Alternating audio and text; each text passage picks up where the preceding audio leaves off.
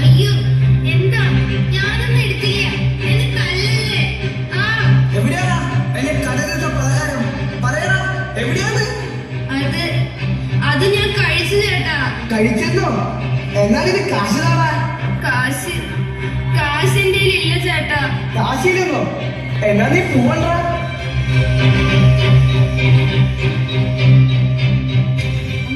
അമ്മ അവിടെ ഇല്ലേ? എന്താ എന്ത് ചേട്ടാ പ്രശ്നം? ഇവനെ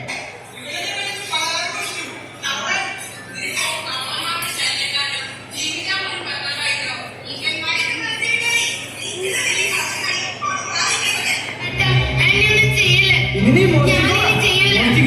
ഞാനൊരു പാവ. ഇവൻ കുറെ നേരെ കടയിൽ വന്ന് പലഹാരം ചോദിക്കണു.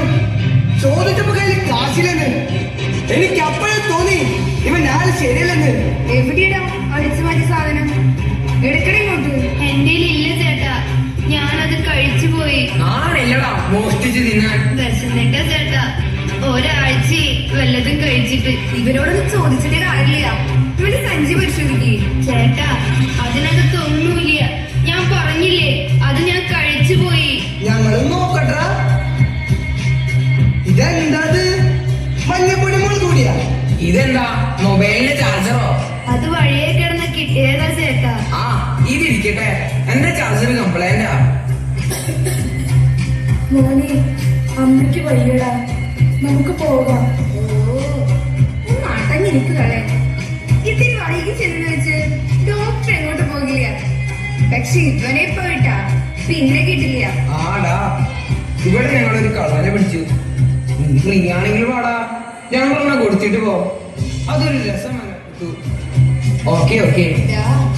ഞങ്ങളെ പോലെ കുറച്ച് മാന്യന്മാരിവിടെ കാവൽക്കാരോടൊപ്പം ഒരു കള്ളന്മാരോട് ജീവിക്കില്ലടാ, അല്ലടാ?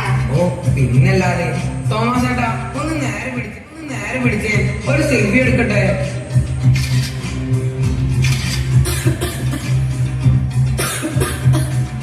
മോനെ, അവനെ വിട്ടേക്കടാ, നമുക്ക് പോകാം.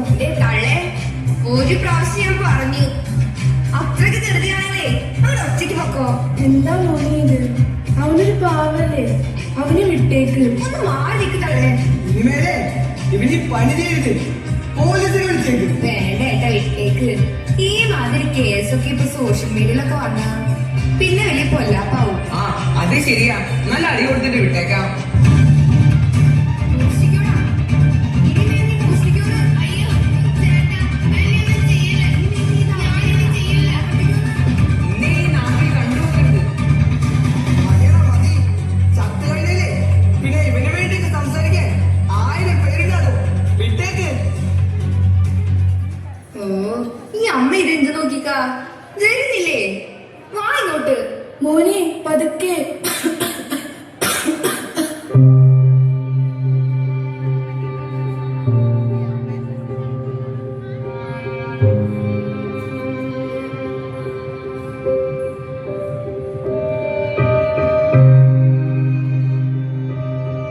മോനെ, നീ ഇത് എവിടെയായിരുന്നു? കഴിക്കാനെന്തെങ്കിലും വാങ്ങിച്ചുകൊണ്ട് ഇപ്പൊ വരാന്ന് പറഞ്ഞിട്ട് എത്ര നേരമായി ഞാനിവിടെ ഇരിക്കുന്നു. എനിക്ക് വിശക്കുന്നു, എനിക്ക് വിശക്കുന്നു. മോനെ, മോന്റെ മുഖത്തിൽ എന്ത് പറ്റി? ആകെ വല്ലാതിരിക്കുന്നുണ്ടല്ലോ. ആ അത് പിന്നെ അമ്മേ, ഞാനിവിടെ വന്നപ്പോ ഇവിടെയൊന്നും കടയില്ലായിരുന്നു. പിന്നെ അങ്ങ് ദൂരെ പോയാ മേടിച്ചോണ്ട് വന്നത്. അതുകൊണ്ടാ അമ്മയ്ക്ക് ഞാൻ പലഹാരം വാങ്ങിയിട്ടുണ്ട്. ദാ അമ്മ കഴിക്കി. നീ കഴിച്ചോടാ? ആ ഞാൻ കഴിച്ചു. ഇവിടുത്തെ ആൾക്കാരൊക്കെ നല്ല ആൾക്കാരമ്മ. എനിക്ക് വയറ് നിറച്ചു തന്നു. അമ്മ കഴിക്കി.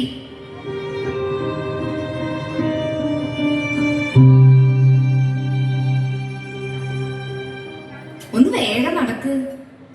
1500 രൂപയുടെ മരുന്നാ വാങ്ങിയത്. ഒരസുഖമില്ല, വെറുതെ ഓരോരോ തോന്നലേ. ഇതുകൂടി കഴിക്കമ്മേ. മോനും കഴിക്ക്. ഇത് നിന്റെ അമ്മയാണോ? അമ്മയ്ക്ക് കൊടുക്കാനാണോ നീ മോഷ്ടിച്ചേ? അപ്പൊ നിനക്ക് പറയാമായിരുന്നില്ലേ? പറയാമായിരുന്നു. പക്ഷെ പറഞ്ഞാ നിങ്ങൾ വിശ്വസിക്കോ? എന്താ നിങ്ങൾ ആരും ചോദിക്കാതിരുന്നേ?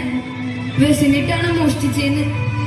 ഒരാഴ്ചയെ എന്റെ അമ്മയെ ഞാനും വല്ലതും കഴിച്ചിട്ട്. പണിക്ക് പോവാൻ മടിയായിട്ടില്ല, എന്റെ ഹൃദയത്തിന് ഒരു തകരാറ്, അതുകൊണ്ടാ ഞാൻ. പക്ഷെ എന്റെ സുഖമില്ലാത്ത അമ്മ പട്ടിണിക്കിട്ട് കൊല്ലാൻ പറ്റൂ? വലിയ ജീവിതമൊന്നുമല്ലെങ്കിലും മനോഹരമായ ഈ ഭൂമിയിൽ എനിക്ക് ജനിക്കാൻ അവസരം തന്നത് എന്റെ അമ്മയല്ലേ.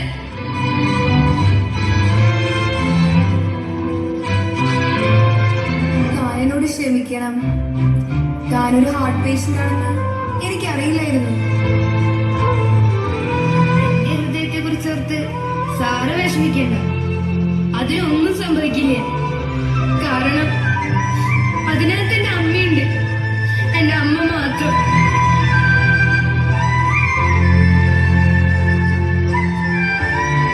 പെട്ടെന്നുള്ള ദേഷ്യം കൊണ്ടാണ് ഞങ്ങൾ അങ്ങനെയൊക്കെ ചെയ്തത്. ദേഷ്യം, പെട്ടെന്നുള്ള ദേഷ്യം അല്ലേ? അങ്ങനെ സംഭവിക്കുന്നത് എന്താണെന്നറിയോ സാറേ? ഹൃദയത്തില് കരുണയില്ലാത്തതുകൊണ്ടാ. എല്ലാ തെറ്റും ക്ഷമിക്കുന്ന ആളല്ല അമ്മ. അമ്മ എങ്ങനെ ഹൃദയത്തോട് ചേർത്ത് വെക്കും സാറേ? അപ്പോ എല്ലാവരെയും മക്കളായിട്ട് കാണാൻ പറ്റും. എല്ലാവരുടെയും തെറ്റുകളും കുറ്റങ്ങളും പൊറുക്കാനും പറ്റും. ഈ ലോകത്തിലുള്ളവർക്ക് അത് ആണായാലും പെണ്ണായാലും വേണ്ടത് ഒരമ്മ മനസ്സാ സാറ്. വിശപ്പിന്റെ വില അറിയാവുന്ന, മറ്റുള്ളവരുടെ വിഷമങ്ങൾ മനസ്സിലാക്കാവുന്ന ഒരമ്മ മനസ്സ്.